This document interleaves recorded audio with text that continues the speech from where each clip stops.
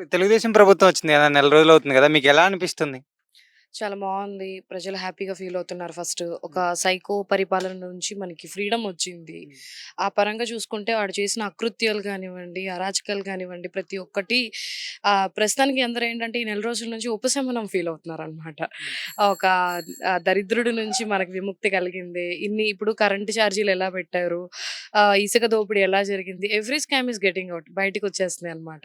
So, దానివల్ల చూసుకుంటే ప్రజలు కూడా బయటకొచ్చి వాళ్ళ భావాలు వ్యక్తం చేసుకున్నారు. ఒకప్పుడు అట్‌లీస్ట్ ఫ్రీడమ్ ఆఫ్ స్పీచ్ మాట్లాడే హక్కు గూడా లేకుండా పోయింది జనాలకి. ఇవాళ బయటకొచ్చి వాళ్ళకి ఏ ప్రాబ్లమ్ ఉంది అని చెప్పుకోవడానికి గూడా they are willing to come out. ఇప్పుడు భయం లేకుండా బయటకొస్తున్నారు అంటే తెలుస్తుంది. ఈ ప్రభుత్వం ఎంత ధైర్యం, ఎంత భరోసా ఇచ్చింది అని. మరసలు జగన్‌మోహన్ రెడ్డి గారిని అసలు ఎందుకు వద్దనుకున్నారు ఆంధ్రప్రదేశ్ ప్రజలు?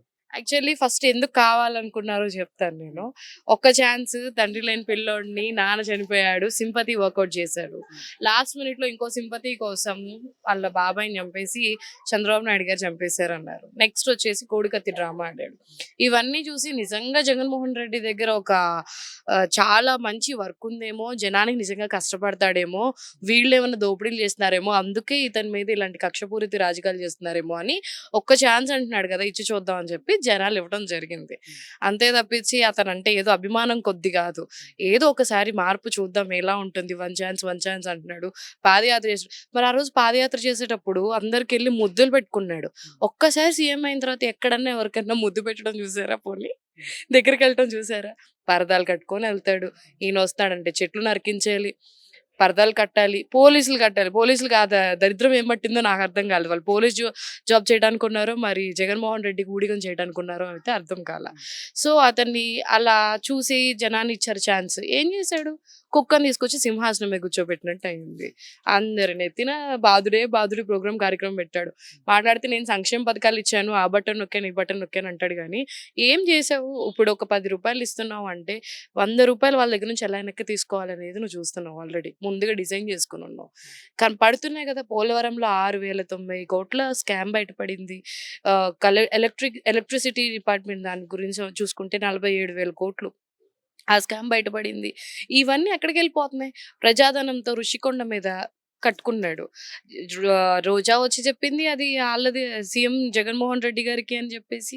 అవినాష్ రెడ్డి చెప్పాడు. వాళ్ళ టీమ్ సజ్జల వాళ్ళ టీమ్ రీసెంట్‌గా కూడా ఒక పోస్ట్ పెట్టారు. జగన్మోహన్ రెడ్డికి మలబద్ధకం ఉంది. బీచ్‌ని చూడాలి అని చెప్పేసి.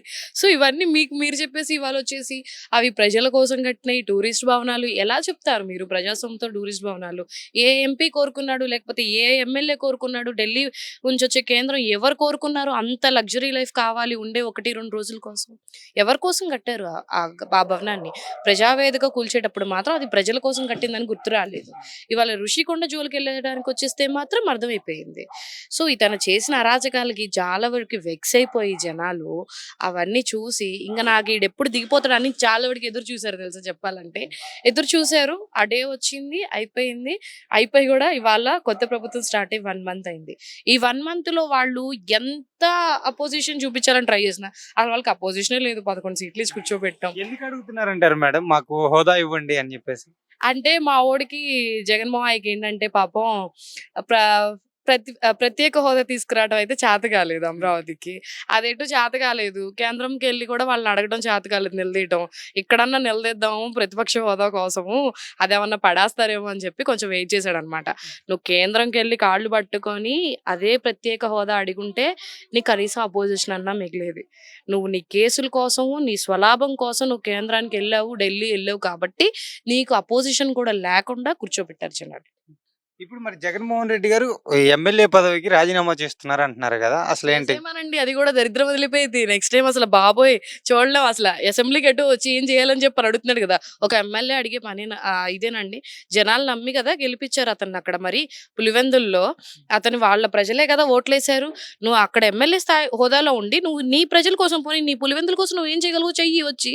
నీకు ప్రతిపక్ష హోదా ఇస్తేనే, నీకు అవన్నీ చూసుకుంటేనే, నిన్ను నెత్తిన పెట్టుకుంటేనే నేను అసెంబ్లీలోకొస్తాను అంటే ఎట్లా? చేసేయి రాజీనామా చేసేయి. అసలు నువ్వేంటో నీ పులివెందుల ప్రజలకు గూడా అర్థమైపోయిద్ది. ఆల్రెడీ తిరగబడ్డారు పులివెందుల్లో గూడా. మరి ఇప్పుడు ఇప్పుడు తెలిసిపోద్ది ఎంపీ పూర్తిగా. స్థానాలకి ఎంపీగా ఎందుకెళ్ళాలనుకుంటున్నాడు?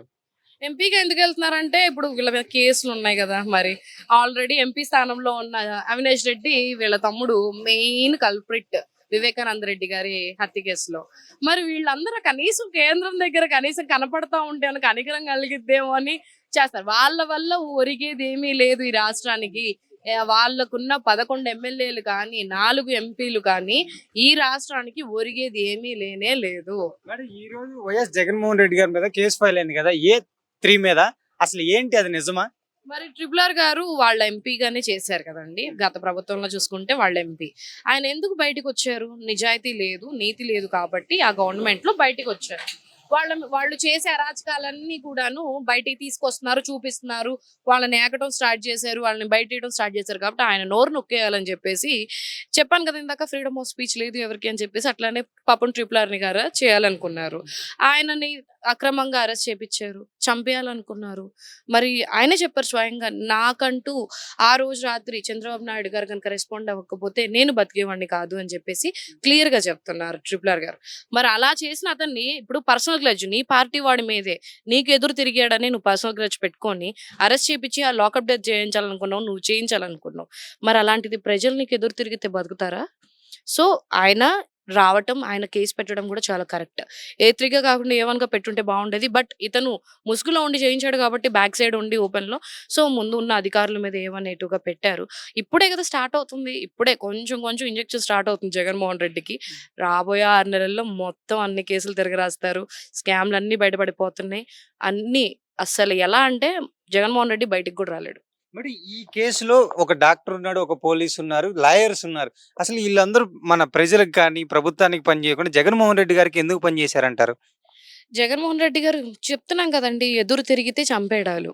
సొంత బాబాయినే చంపినోడికి కింద పనిచేసే అధికారుల్ని బదిలీ చేయడం కానివ్వండి, వాళ్ళని చంపేయడం కానీ పెద్ద ఈజీ మ్యాటర్. సుధాకర్ గారు ఉన్నారు, ఆయన మాస్క్ కోసం క్వశ్చన్ చేసినందుకు ఏం చేశారు? పిచ్చోని చేసి రోడ్డు మీద చంపేశారు అతన్ని. మరి అలాంటి వ్యక్తికి భయపడి ఎవరైనా పనిచేస్తారు కదా తప్పకుండా. ఎందుకంటే అందరికీ ఫ్యామిలీలు ఉంటాయి, చిన్న చితక మనుషులు అవన్నీ. ఏదైనా సరే మనిషి ప్రాణమే కదండి. వాళ్ళెంత అధికారులైనా, డాక్టర్లైనా, లాయర్లైనా ప్రాణం ఉన్న మనుషులే కదా. సో వాళ్ళకి ఫ్యామిలీస్ ఉన్నాయి కదా, వాళ్ళని నమ్మిన వాళ్ళు. దానికోసం అయినా లొంగిపోయి ఉండొచ్చు. జగన్మోహన్ రెడ్డికి భయపడి పనిచేసి ఉండొచ్చు. కానీ భయపడి పనిచేసి ఈ రోజున ఈ ప్రభుత్వంలో చిక్కులు పడుతున్నారు. ఆ రోజు నిజాయితీగా ముందుకెళ్ళుంటే, నిజాయితీగానే ఇప్పుడు ట్రిపుల్ ఆర్ గారిని ఎట్లయితే కాపాడారో చంద్రబాబు నాయుడు గారు, ఆ రోజు వీళ్ళు నిజాయితీగా ఉండి ముందుకెళ్ళుండి బాబు గారిని ఆశ్రయించుంటే ఖచ్చితంగా కాపాడేవారేమో. ఆయన కూడా గొంతెత్తి మాట్లాడేవారు కదా. సో ఈయనకి భయపడో, లొంగిపోయో, ఇప్పుడు కాకపోతే గత 5 ఏళ్ళకు వాళ్ళు చెప్పింది ఏంటంటే రానున్న 30 ఏళ్ళు నేనే సీఎం, రానున్న 30 ఏళ్ళు నేనే సీఎం అని చెప్పుకున్నాడు కదా జగన్మోహన్ రెడ్డి. సో నమ్మారేమో కలబొల్లి మాటలు. ఒక రూపాయి వస్తుంది, ఫ్యామిలీ బాగుంటుంది, ఆయన మాటినారంటే జరిగి అనుకుందల్లా అయిపోద్ది. సో చేశారు. ఇవాళ అక్రమాలన్నీ బయటపడుతున్నాయి. ఇవాళ ఎవరు కాపాడతారు కానీ వాళ్ళ ఫ్యామిలీని? కాతే చంద్రబాబు నాయుడు గారు మనుషులు ప్రాణాలు తీసేంత నరహంతకులైతే కాదు జగన్మోహన్ రెడ్డి లాగా. కానీ చట్టపరంగా వెళ్తారు. ఎవరికి ఏ శిక్ష పడాలో అలానే శిక్ష పడేలా చూస్తారు. ఈ కేసులో ఉన్న ప్రతి ఒక్కరికి శిక్ష పడుతుందని మీరు నమ్ముతున్నారా? తప్పకుండా అండి. తప్పులు రుజువైనప్పుడు, వాళ్ళు చేసిన అకృత్యాలన్నీ రుజువైనప్పుడు తప్పకుండా శిక్ష పడుతుంది. ఏ అధికారం అయినా సరే దాంట్లో ఐఏఎస్ ఉండనియండి, ఐపీఎస్ ఉండనియండి, వాళ్ళ సస్పెన్షన్‌లు అవుతాయి. వాళ్ళకి ఎటువంటి చట్టరీత్యా ఉంటాయో అవన్నీ కూడాను వాళ్ళ మీద తీసుకుంటారు పక్కాగా.